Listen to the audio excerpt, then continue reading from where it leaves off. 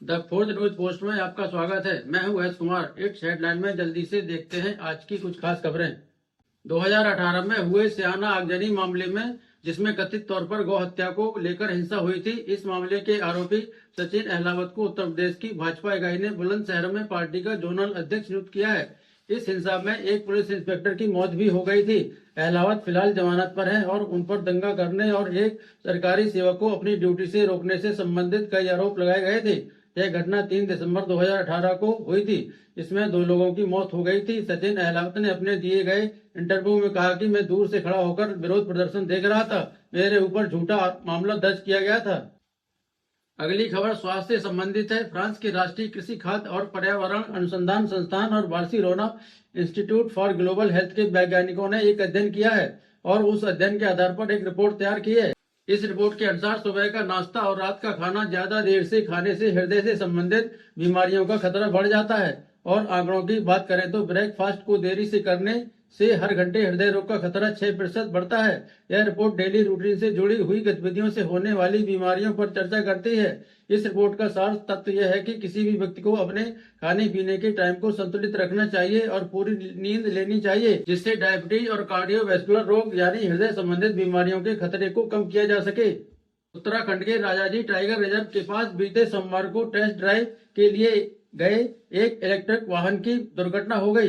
इस दुर्घटना में 4 लोगों की मौत हो गई, जिसमें से 2 फॉरेस्ट रेंजर भी हैं और एक महिला वार्डन अभी भी लापता है। इस गाड़ी में 10 लोग सवार थे। 5 घायल लोगों को ऋषिकेश के एम्स में भर्ती कराया गया है। इस बचाव कार्य की निगरानी स्टेट डिजास्टर रिलीफ फोर्स कर रही थी।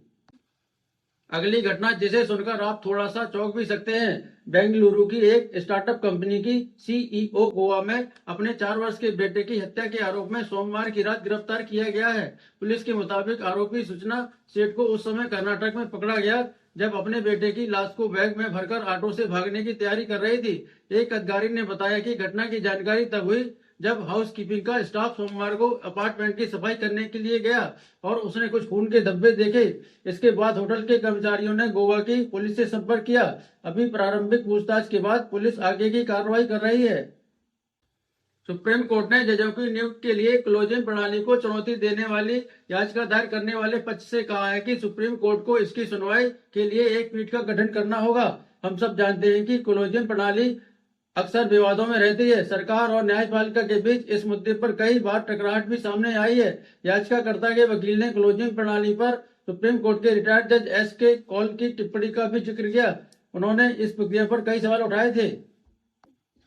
आम आदमी पार्टी के नेता संजय सिंह, डीसीडब्ल्यू की पूर्व प्रमुख स्वाति मालीवाल और नारायण दास गुप्ता ने राज्यसभा के लिए अपना नामांकन दाखिल किया है। फिलहाल संजय सिंह मनी लॉन्ड्रिंग से संबंधित मामले में जेल में हैं। उन्होंने पुलिस सुरक्षा के बीच अपना नामांकन दाखिल किया। प्रधानमंत्री नरेंद्र मोदी ने सोमवार को सरकारी कल्याणकारी योजनाओं के लाभ उठाने वाले व्यक्तियों को संबोधित करते हुए कहा कि विकसित भारत यात्रा का उद्देश्य यह है कि कोई भी व्यक्ति ऐसी योजनाओं के लाभ से वंचित न रहे, क्योंकि 2047 तक भारत को एक विकसित देश बनाना उनका संकल्प है।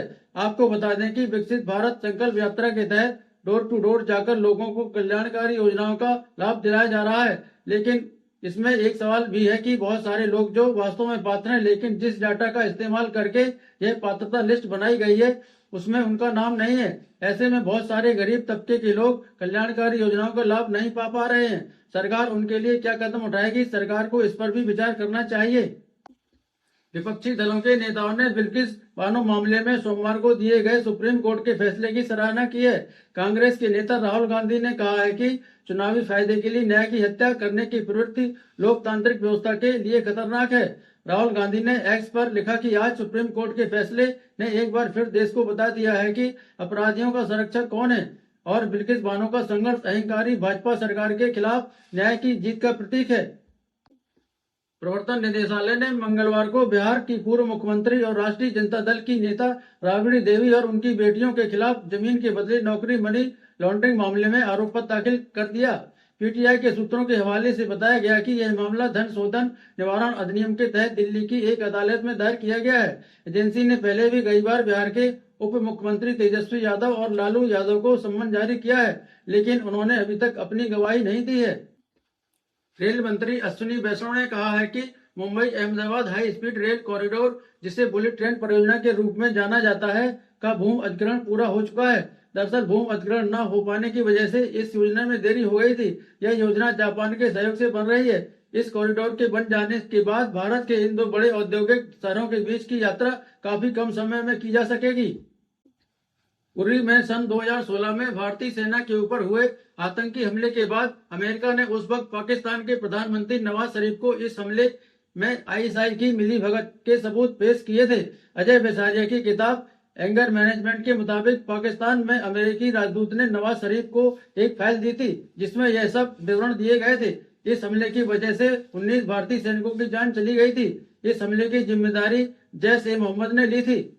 अजय बिसारिया पूर्व भारतीय राजदूत है। उनकी यह किताब भारत और पाकिस्तान के बीच राजनयिक संबंध पर विस्तार से जानकारी देती है। वे 2017 से फरवरी 2020 तक पाकिस्तान में भारत के उच्चायुक्त रहे हैं। उनकी यह किताब 8 जनवरी को लॉन्च की गई है। किताब काफी चर्चा में है क्योंकि इसमें कई संवेदनशील जानकारी उजागर हुई है। आज के लिए इतना ही। आप देख रहे थे द फोर्थ न्यूज पोस्ट। बहुत बहुत शुक्रिया।